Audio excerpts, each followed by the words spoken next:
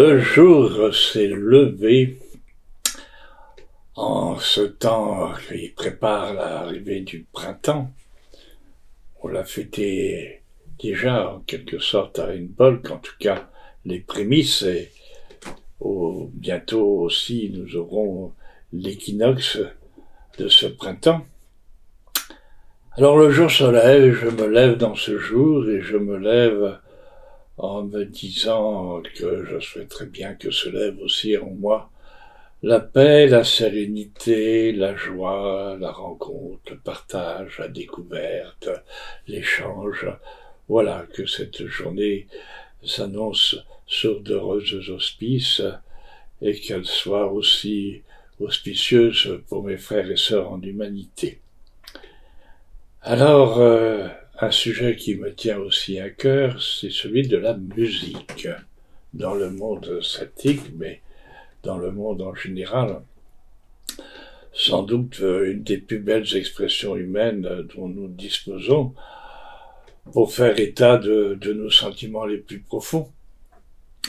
Des sentiments de joie ou de tristesse, mais des sentiments, et lesquels révèlent notre véritable humanité. On ne cache rien dans la musique. Elle est la vérité même de ce que l'on est, de ce que l'on aspire à être et de ce que l'on veut offrir. Offrir à soi-même, à l'autre, à l'être aimé, aux êtres aimés, aux proches, aux amis et finalement à tous nos frères et sœurs en humanité.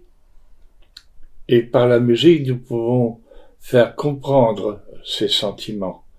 Ce n'est plus une affaire où la langue devient un obstacle à la compréhension. La musique n'a pas d'obstacle en tant que telle, n'est pas un obstacle. Elle est une communication sans doute suffisamment essentielle et universelle pour être entendue, perçue, accueillie et aimée des cœurs et de l'intelligence de ce cœur.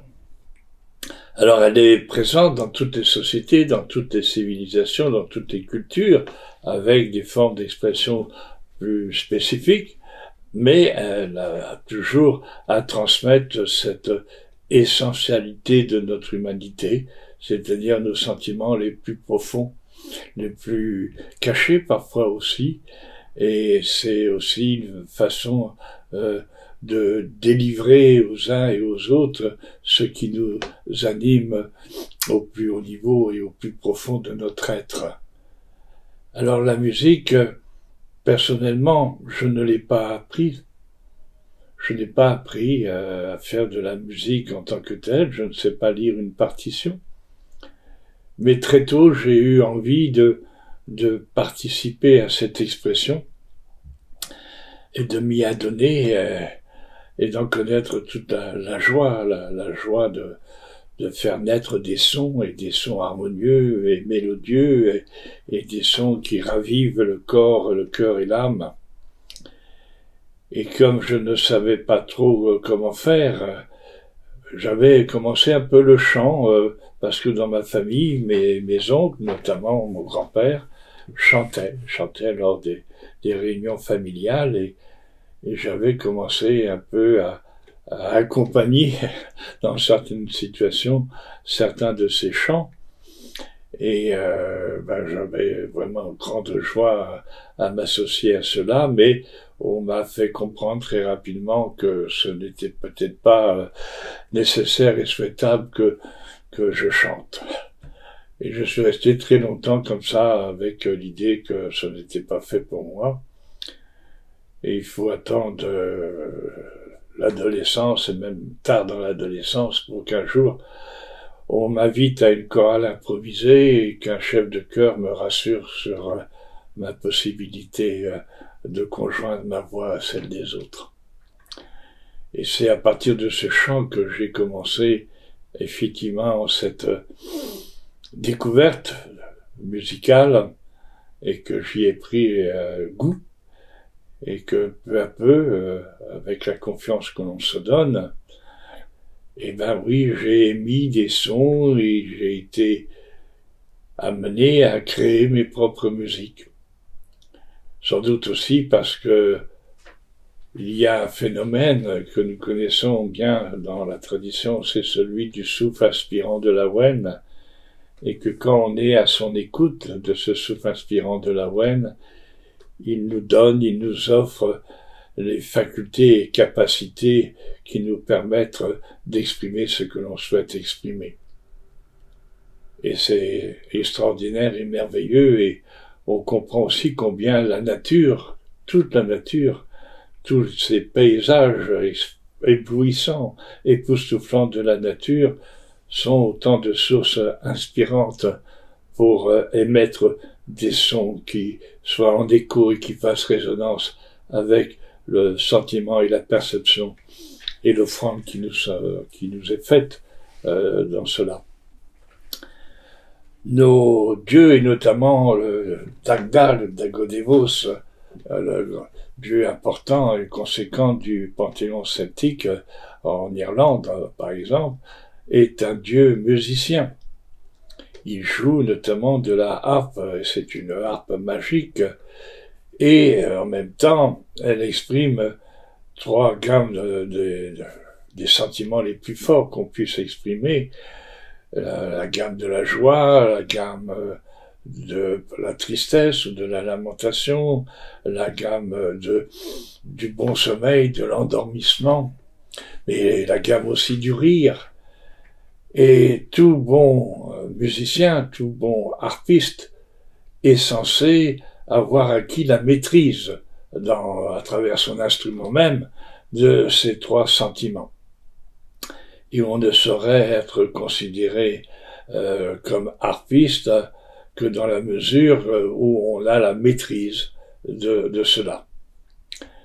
Donc l'instrument est éminemment présent dans le monde celtique, avec le chant et le conte aussi, le récit. Donc c'est aussi une pratique très, très conséquente, et les bardes s'accompagnaient par le chant ou s'accompagnaient par un instrument de musique pour perpétuer l'héritage et le patrimoine bardique en tant que tel. Donc, oui, la musique, Nietzsche nous disait que vivre sans musique, c'était vivre dans une sorte d'exil permanent. Et Shakespeare nous rappelait que un homme qui n'avait pas de musique en lui-même était sans doute propre à toutes les trahisons. C'est dire l'importance effectivement de cette présence, une présence qui nous ravit, nous enchante, nous émerveille. Surtout quand on peut formuler, exprimer soi-même, par soi-même, ces mélodies, ces airs, quand on a la chance aussi de pouvoir ravir un auditoire et déverser dans les oreilles un flux et un flot d'harmonie, ou encore de faire danser des êtres sur une piste de danse où se retrouvent bras contre bras les frères et les sœurs, les hommes et les femmes, et où elle agit, cette musique, voilà, comme un lien, comme une reliance douce, heureuse et vive, enthousiaste. Et c'est une grande joie que d'offrir un chant, que d'offrir une musique à nos frères et sœurs, à nos semblables en humanité. C'est une joie que j'ai toujours ressentie et qui est une nourriture aussi du corps, de l'âme, de l'esprit, du cœur, qui circule, voilà, qui danse, qui s'enspirale, voilà, autour d'une voix ou autour d'un instrument. Et nous dansons et nous chantons avec cela. Et notre cœur danse et chante, et notre âme danse et chante avec cela. C'est un don extraordinaire. Et ce n'est pas quelque chose que l'on peut s'interdire définitivement. Bien sûr, on a, dans l'enfance, et j'en ai donné un exemple, a été soumis à quelques critiques, parfois fortement déplacées et injustes. mais je pense que nous sommes faits autant pour créer et mettre au monde toutes nos potentialités enfin délivrées, mais aussi parce que nous sommes un instrument de musique. D'abord à travers notre voix, principalement, mais aussi avec d'autres instruments pour compléter ou accompagner cette voix. Et nous avons toute cette faculté de produire des sons mélodieux, équilibrés, harmonieux et cohérents, et en goûter toute la joie. Ne nous interdisons pas de chanter, de vouloir, de désirer chanter. Chantons, désirons et chantons. Voilà, quoi qu'on puisse nous en dire dans notre entourage. Nous sommes faits pour le chant. Nos lèvres sont faites pour le chant. Notre corps est fait pour la danse et nos lèvres pour le chant. Voilà. Et notre cœur et l'intelligence de notre cœur pour aussi émettre des sons. Voilà. Des sons qui ravissent le monde, l'univers et tout le vivant finalement.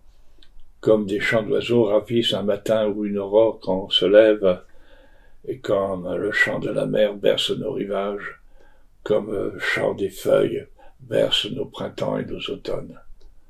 Voilà, musiquons, musiquons, musiquons.